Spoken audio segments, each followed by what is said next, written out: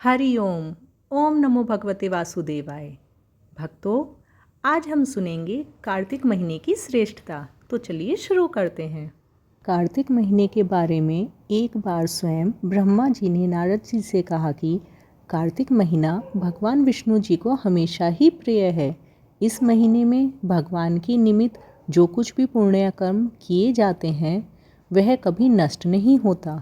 मनुष्य योनि दुर्लभ है, इसलिए मनुष्य जन्म पाकर इस देह से कार्तिक महीने में शुभ कर्म करें, जिस कारण पुनः नीचे न गिरना पड़े। इस महीने में समस्त देवता मनुष्य के समीप हो जाते हैं और इस महीने में किए हुए स्नान, दान, भोजन, व्रत, स्वर्ण, चांदी, भूमि एवं वस्त्र आदि के दान का देवता विधि पूर्वक ग्रहण करते हैं। भगवान के उद्देश्य से मनुष्य जो कुछ भी कार्तिक महीने में दान देता है उसे वह अक्षय रूप में प्राप्त करता है।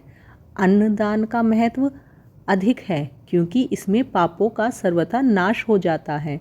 दान करने में असमर्थ मनुष्य यदि प्रतिदिन प्रसन्नतापूर्वक भगवान के नामों का स्मरण कर ले और इस महीने में गंगा स्नान करते हुए कार्तिक महीने की कथा को पढ़ ले तो भी वह अनंत पुण्य का भागी बनता है। इस महीने में भगवान की प्रसन्नता के लिए शिव या विष्णु के मंदिर में अथवा किसी भी देव मंदिर में जाकर जागरण कीर्तन करें, स्वयं दीपदान करें या दूसरों के जलते हुए दीपक की रक्षा करें।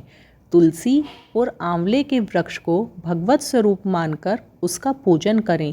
इससे भगवान का सारूप्य और मोक्ष पद प्राप्त होता है। कार्तिक महीने में भूमि पर सोने वाले के पाप युगों युगों के लिए नष्ट हो जाते हैं।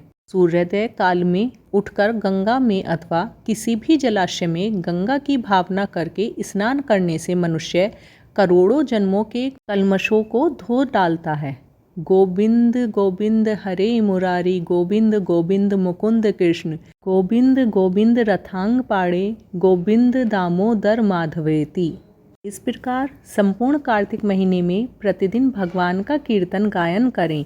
जो मनुष्य कार्तिक में प्रतिदिन गीता जी का पाठ करता है उसके समान कोई भी पुण्य नहीं है। 7 समुद्रों तक की पृथ्वी को दान करके जो फल प्राप्त होता है वह कार्तिक महीने में स्नान व दान का है, क्योंकि यह संसार अन्न के आधार पर ही जीवित रहता है। अतः कार्तिक में अन्नदान सर्वश्रेष्ठ कहा गया है।